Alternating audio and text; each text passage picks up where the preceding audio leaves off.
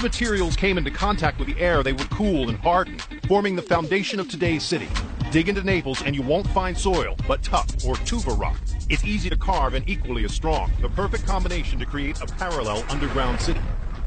But what the ancients didn't realize is that the same forces that created the region threatened to destroy it, as the neighboring town of Pompeii would soon find out.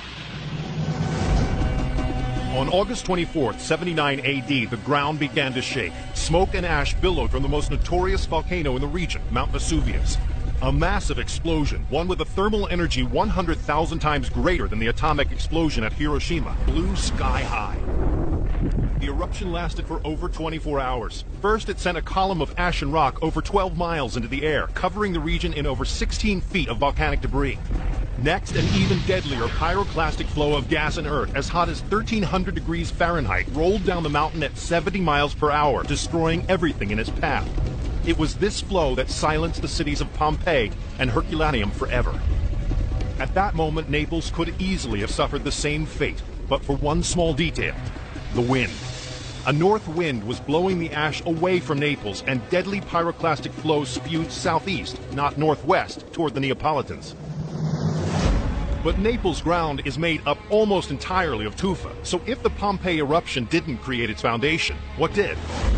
Few realize that almost 2,000 years before Pompeii was destroyed, an eruption twice as powerful left this region a desert wasteland for centuries afterwards. It was called the Avellino eruption, and it buried entire villages up to 25 kilometers away. But that's not all. 10 miles from Vesuvius sits the Phlegraean Fields, or burning fields, where over 40 small volcanoes border the area. According to the Romans, these fields were so feared that they were believed to be the gateway to the Underworld and the inspiration for Dante's Inferno. Throughout history, explosions from the burning fields covered the region in lava, mud, and ash, adding more and more layers to Naples' underground. Today's city sits on top of all these layers of destruction, and I was about to get special access beneath the streets. They've uncovered over 10 million square feet of Naples' underworld, but there are 20 million yet to be discovered.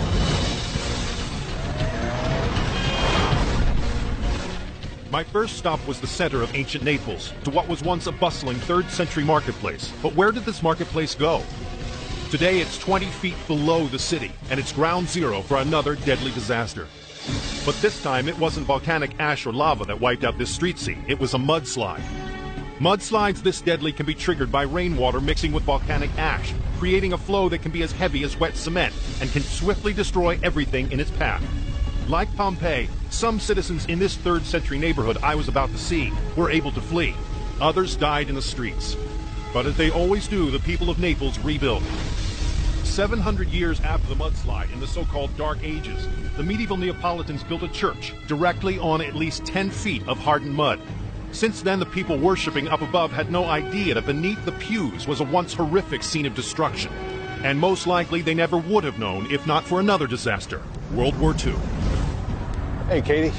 Hey, Don. How's it going? Urban spelunker Katie Parla has been exploring Naples' underworld for years. She says that what they have found beneath this church is like a time capsule from an ancient disaster area.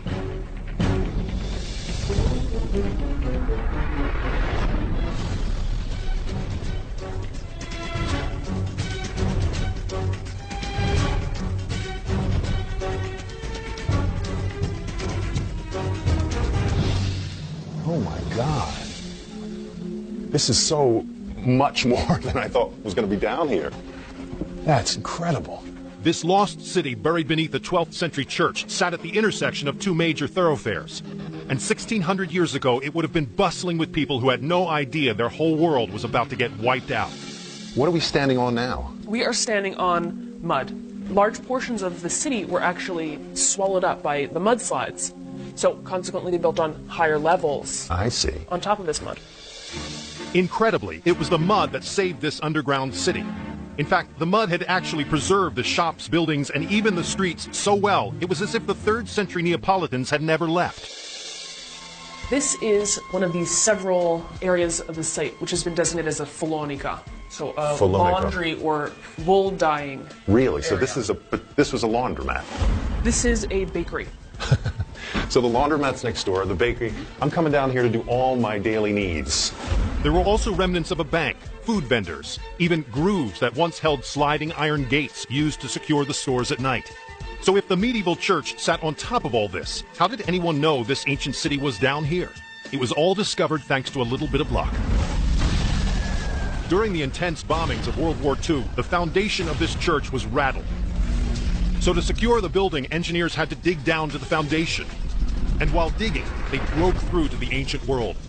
Okay, take me through this. I'm looking at a store here, a store here, all the way down. This is an arcade, basically. Yeah, this is like a modern city street in Naples today. And not unlike what I just saw upstairs. No, you've got commercial spaces on the ground floor where people do their daily business, whether it's banking or doing their laundry or grabbing a bite to eat.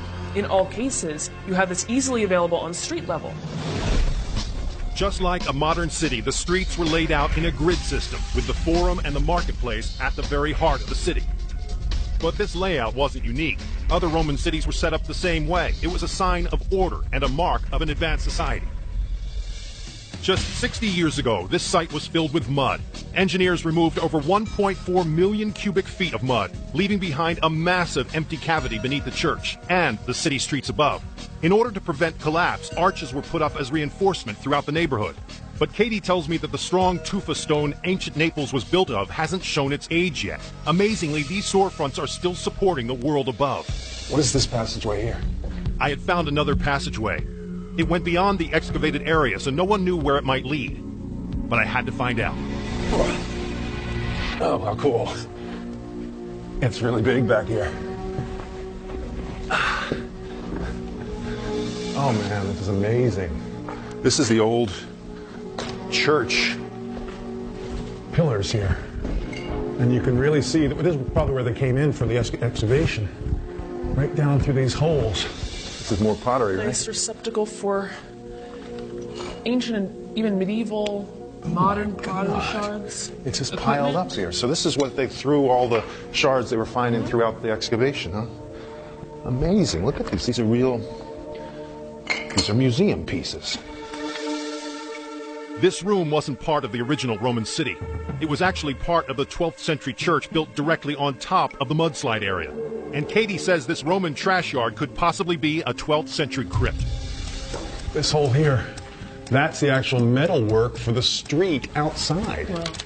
I mean, it's like... To give you a sense of where we are in relation to the modern level of the city. You have the Greek, ancient Greek, above that the Roman, then the medieval here, and then the modern day right up there. Yeah. It's all right here. More than 2,000 years. 2,000 years of history lie one on top of the other beneath the streets. Peel back the layers, and you are bound to find ancient foundations supporting modern ones. Or if you're lucky, entire neighborhoods preserved for all eternity in mud. But Naples' underworld wouldn't exist without the destructive hand of Mother Nature. Destruction that helped create, and sometimes preserve, an ancient parallel world. For better or worse, we've got this giant volcano lingering in the background. And you can't go into any house or hotel or restaurant without seeing a symbol of this volcano. And it dominates the landscape, both literally and culturally. There's this very real fascination with the possibility that their city could disappear, just as Herculaneum or Pompeii did.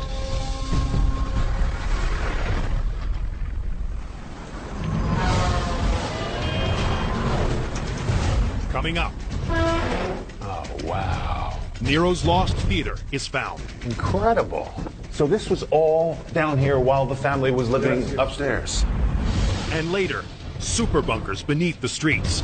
Wow. It's huge. Emperor Nero tried several times to kill his own mother. He made a leaky boat to drown her and a collapsing bed to crush her, but she survived. Finally, he sent an assassin to club her to death. On top of an ancient theater. But it wasn't just any theater. One of the most notorious performances in all of Roman history happened right here. Hey, so this is the place, huh? Yes.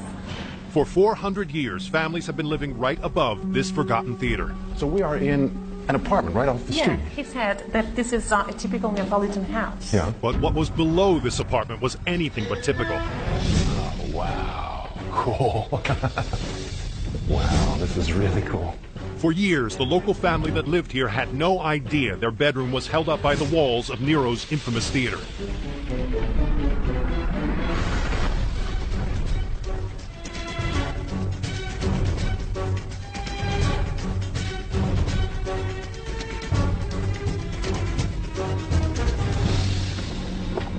incredible. So this was all down here while the family was living upstairs. Yes, he discovered all this. But the most important thing that he's discovered is that passageway. They used to take Nero from this point to the other side of the theater without being seen. The theater we were standing in dates back to 64 AD. Enzo believed that originally a Greek theater stood here.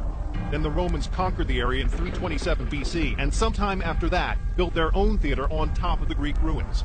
The complex was 82 feet tall and over 100 feet wide. There was the royal stage and seating for 7,000 people. Secret corridors allowed Emperor Nero to go from room to room without being seen. The theater even had a private bathhouse for the emperor. Covered entirely in marble, it was one of Roman Naples' most impressive sights. So this is an emperor's walkway, huh? Yeah, This is Nero's Nero passage. used to walk down here. Oh. So we're right in the footsteps of an emperor. Yes. But what was Nero doing here in the first place?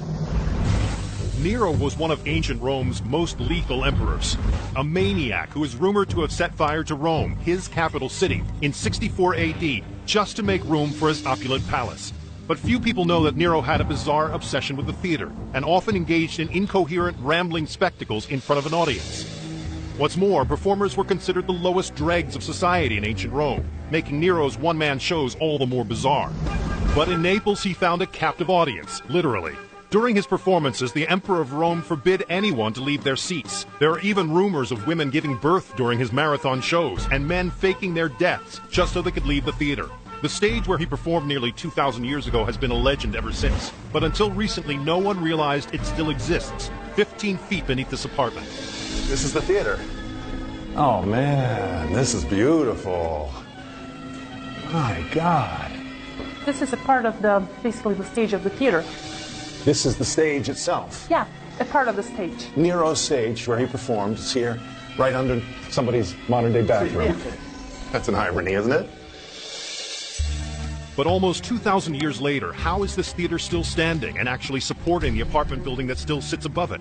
It wasn't easy. The Romans knew they lived in a hotbed of seismic activity, but by using tufa bricks from the local quarries, they built this place to last. What's that? Look, have a look. Oh, cool. Okay. Yeah. Oh, so this is how this whole masonry is constructed. They used to cut the rock once at a time, and then they used to put the rocks inside. I see. So it's actually shaped for that. Yeah, it was that shaped rock. for that. Oh, for that reason. beautiful. It was a genius invention. The Romans figured out that if there was an earthquake, the seismic waves traveled diagonally and not horizontally. So they laid their bricks in this pattern to absorb the maximum impact from the earthquakes. But despite their best efforts, it's believed that less than a year after Nero performed here, an earthquake leveled the theater. With the decline of the Roman Empire, the ruins fell into oblivion. Then, with no bulldozers to clear away the debris, today's city was just built on top of the ruins of the past. But Nero's last performance was not so easily forgotten. The year was 64 AD, just 15 years before the great eruption of Vesuvius, and a few years after Nero had attempted to drown his own mother in the Bay of Naples just a mile away. The night of this performance, both the city and Mount Vesuvius seemed calm. But deep beneath the earth, the ground was already rumbling, as it often did in Naples. According to legend, there was an earthquake during Nero's performance, but Nero didn't stop. Instead, he forced the full-capacity crowd to sit and watch while the theater buckled. Some took the earthquake as a bad omen, but not Nero. He claimed he had moved the gods so much with his performance that they were simply showing their appreciation. Just 4 years after his legendary performance, Nero committed suicide in Rome. His Senate had turned on him, and instead of facing death by flogging, he chose to take his own life. His last words were, "What an artist the world loses in me."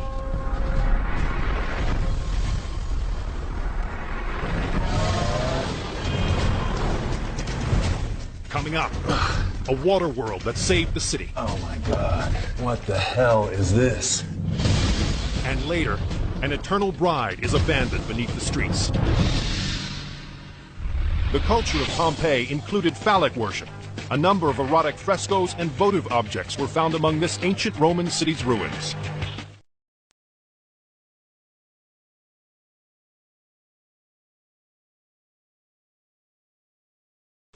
Wow, this just keeps on going down.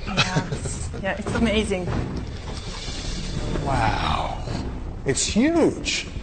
But how did almost 250 miles of cavities and tunnels get down here in the first place? It all started over 2,500 years ago when the Greeks began quarrying the strong volcanic tufa to build their city just above. 150 years later, when the Romans came to power here, the quarried holes left beneath their streets were the perfect containers for water storage and distribution. They began to retrofit the caves and carve out their own tunnels and cisterns. So 2,500 years ago, I would have been under more than 70 feet of water, inside the very source that kept Naples alive. Oh my God, look at that. Yeah, it's an open well. So this is the actual well that they would have been dropping down the bucket Yeah, and getting the and water get the down water. here. That's about this high. Yeah, yeah. Amazing.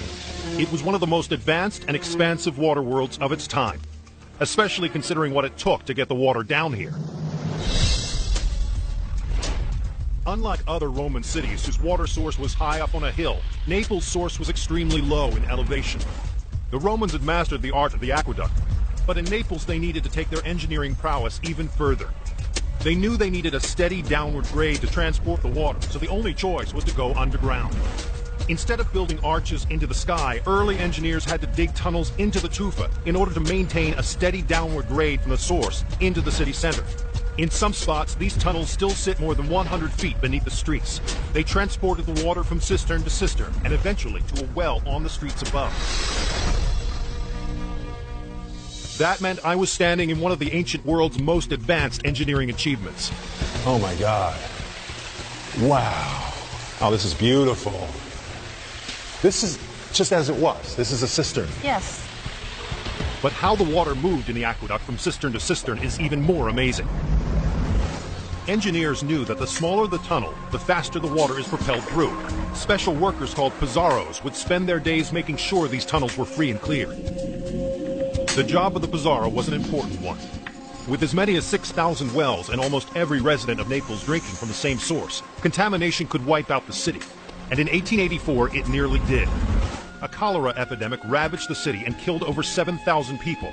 After more than 2,000 years of service, the tunnels were finally sealed off. Until about 65 years ago, when World War II hit the shores of Naples. Unlike his ally Hitler, who built bunkers throughout Berlin and major cities, Mussolini didn't have much of a plan for his citizens during the war. But lucky for the locals, the deep tufa rock caverns made the perfect subterranean fortress, and the holes for ancient wells acted as built-in ventilation. But when the war began, they weren't ready for immediate move-in. They found mountains of debris, 12 meters of debris. But it didn't take everything out.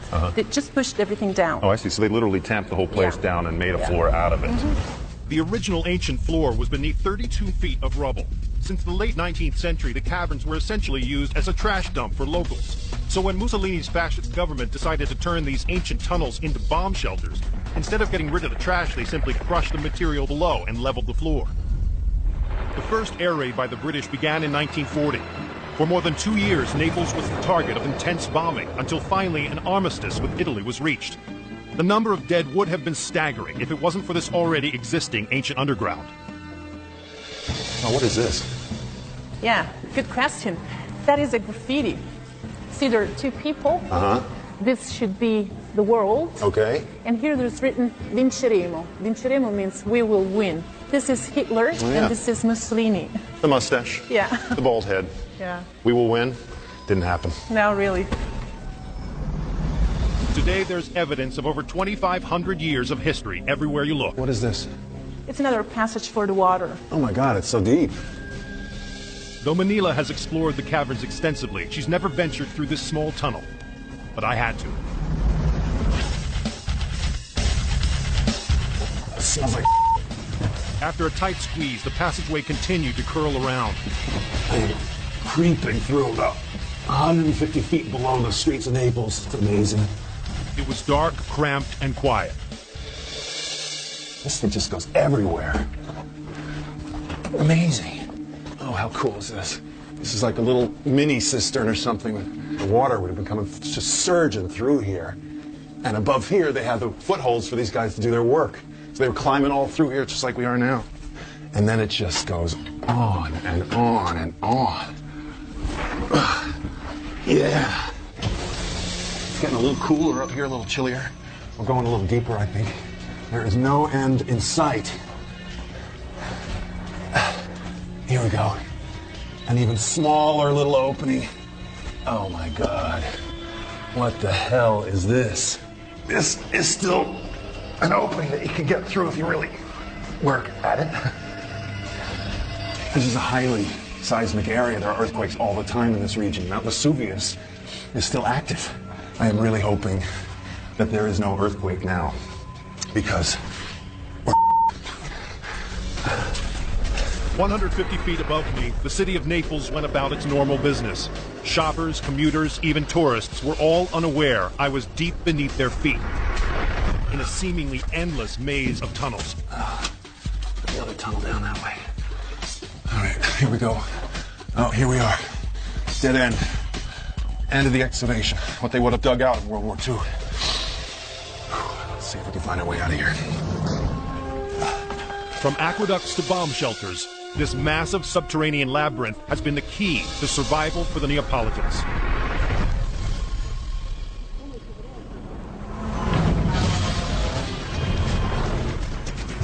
Coming up, it was banned by the church. Oh, yeah. Oh, man. But I was going down. And later, the hardest part of cracking a 2,500-year-old code Okay. is finding it. Oh, my God, this is amazing. Hundreds of small taverns were uncovered in Pompeii. These outdoor stands near the public baths were reportedly the haunts of the town's most disreputable people. Every day, Neapolitans live in the shadow of death. They've endured 2,000 years of wars, plagues, mudslides, and, of course, volcanic eruptions. So it's no wonder the city has developed an obsession with the afterlife. Their underground is packed with bone-filled crypts and hidden tombs. But there's one place more bizarre than the rest, where hundreds flock to worship unidentified corpses, and the dead began to take on a life of their own. I met again with the king of Naples underground, Ciao, Enzo. archaeologist Enzo Albertini, and his translator Paolo. Okay. They were going to show me a subterranean world devoted to the dead. They took me to a 400-year-old church that looked like dozens of others found in Naples.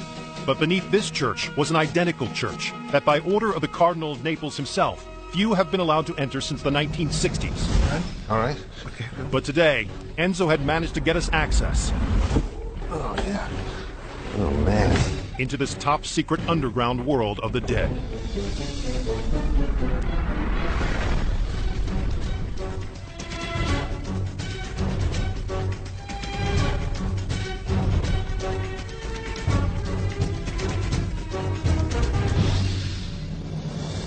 Oh, my God.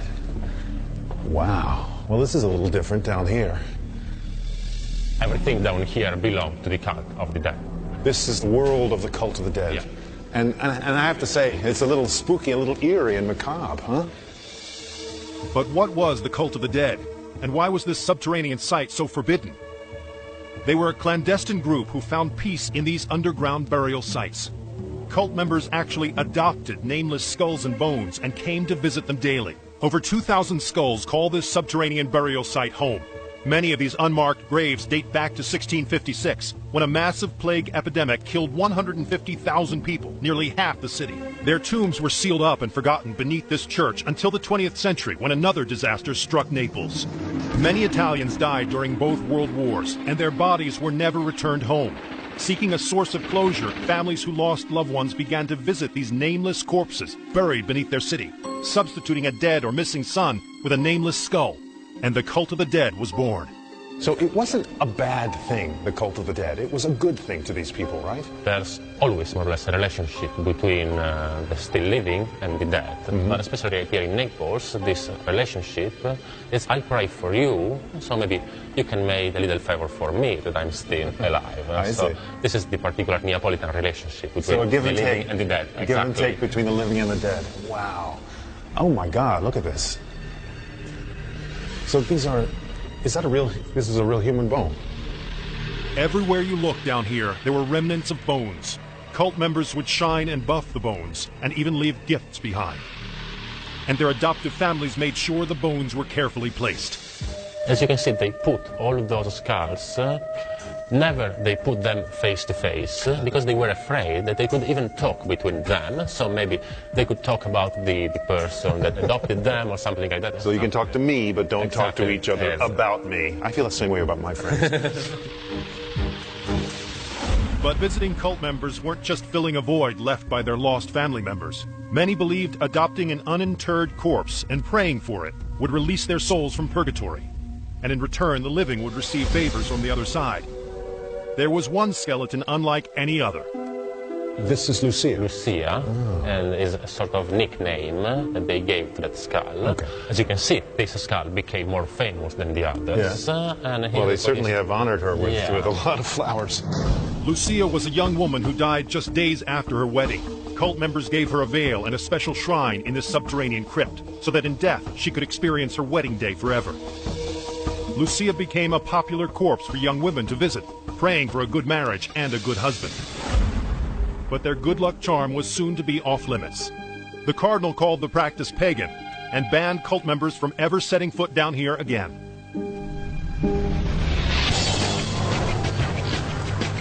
But the cult of the dead wasn't the first or last unusual burial practice in the city so comfortable with impending doom. The streets of Naples are lined with statues and monuments to its most famous citizens, a way for 21st century Neapolitans to showcase their forefathers. But beneath this medieval church, Neapolitans had another, more gruesome way of honoring their dead.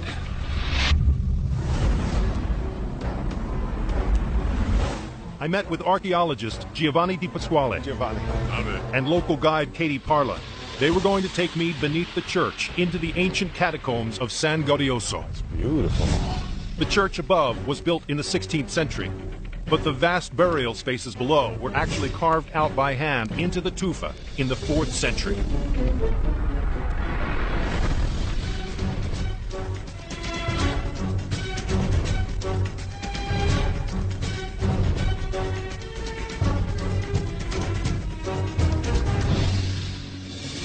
Wow, this is amazing. This subterranean graveyard was massive, but it wasn't originally designed to hold so many bodies. Oh, wow. So you can see the church right up here. So this opening was for what purpose? In the 1500s, this was used as a burial crypt for a family, and the bodies could be brought down through this shaft. I see. Now, where are those bodies now? We're actually 2 meters above the burials. Oh, they're still below us. Wow. Life wasn't easy during medieval times. You were lucky if you made it to your 30th birthday. In 1656, a massive plague epidemic ravaged the city, and as many as 600 people were dying every day for 8 long months. The city could barely keep up. They began digging as fast as they could, expanding their underworld and creating a subterranean city of the dead. Oh my God. What is going on here? These are 2 nobles whose skulls were detached from their corpse and then embedded in the wall. Hold on. Their skulls were detached. Why did they do that? There was this desire in the 1500s to remove the head, create these portraits with skeletons, and communicate information about the dead. Here you see their husband and wife, they're holding hands. That's a little creepy. This specialized burial meant the dead were of nobility. Centuries ago, nobles who could afford expensive burial crypts would pay big bucks to be immortalized in the tufa stone. They felt that displaying the entire body was in poor taste, so they removed the heads. But the dead had more stories to tell. Yet another tunnel. Now what is going on up here? These are smaller holes. Now these are entirely different than what we saw up there. The bodies were placed in a fetal position on a vessel. You could see there's even a cavity where the head would have been placed in order to keep it steady. Oh, yeah. These niches lined with vessels were everywhere. They were part of a desiccation process for drying out the bodily fluids after a person died. But this process wasn't for everyone. Only the nobles could afford such a lengthy and expensive burial. It was truly bizarre. Workers overseeing this process would actually punch the bodies to drain them of fluids. Placing the knees by the chest would also make things go faster. This bizarre practice continued right up until the early 20th century, when the subterranean gallery of skeletons was sealed off and forgotten beneath the streets.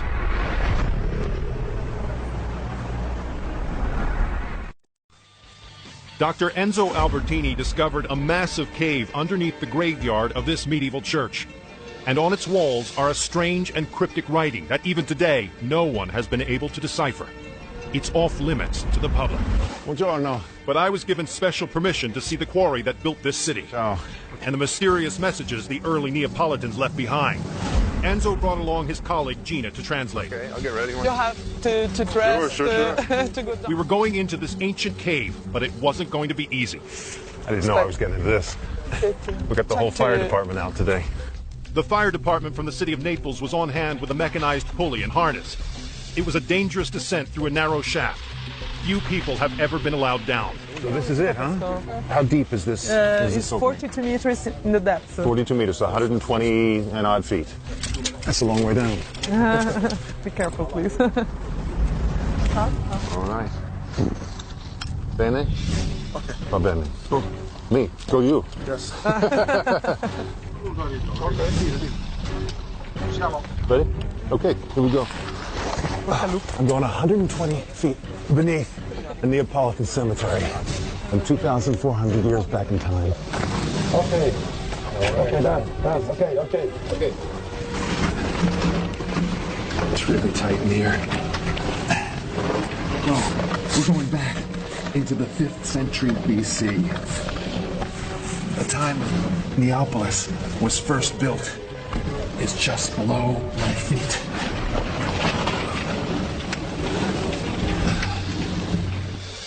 Oh my God, this is amazing. Oh my God. Oh my God, this is so cool. Wow. This quarry is one of the larger ones found beneath the shadows of Mount Vesuvius. The Greeks dug out so much tufa from this site that today you could fit a 10-story building down here. Almost 2,500 years ago, it would have been a bustling place. I would have been surrounded by the first ancients quarrying the rock used to create this city. It's estimated that they extracted 50,000 tons of tufa rock out of the ground here. So why did they stop? After nearly 100 years, the Greeks felt it was too dangerous to continue working down here. The danger that chased them away was not just volcanic eruption, but also earthquakes. And the original entrance actually caved in over 2,000 years ago. That means this underworld was sealed up for over 2 millennia. But how did the city up above not cave in to the one below? The church above puts tons of pressure on these caverns. But the Greeks were smart. They carved the caverns in a bottle shape. That way the sloping shoulders helped to distribute the weight of the ground above.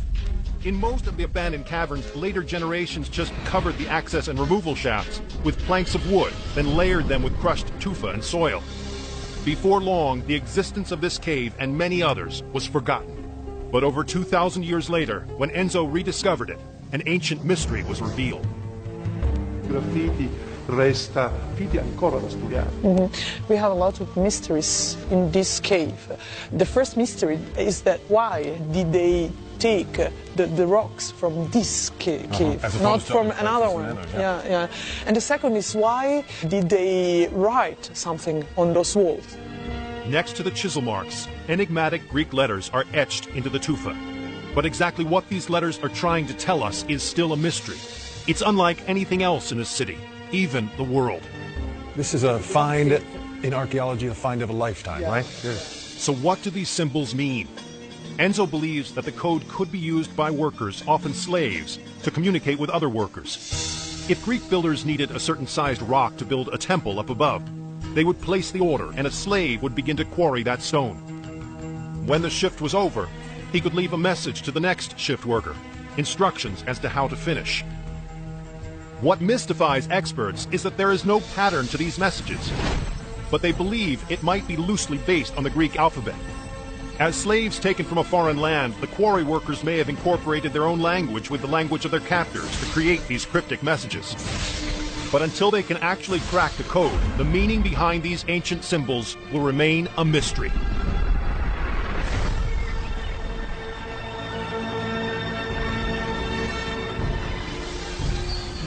Millions of years ago, the city of Naples was created by powerful forces deep beneath the earth.